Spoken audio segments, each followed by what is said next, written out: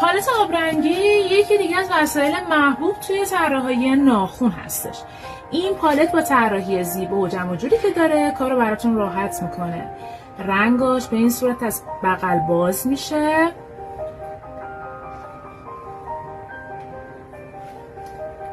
این قسمتش یه ابر داره و مهمترین قسمت قضیه این قلم آبرنگ هستش. دوستان از این قسمت میتونید قلم رو باز کنید، این داخل آب بریزید، سر قلم مرطوب میشه، مثل همون کاری که بچگی انجام میدادیم، قلم رو میزدیم تو آب، میزدیم تو آبرنگ. این کار رو یه سره کرده بدون اینکه حالا شما یه ظرفی هم بذارید کنارتون، میزنید داخل رنگتون و رنگامیزی و طرح ناخنتون رو انجام میدید.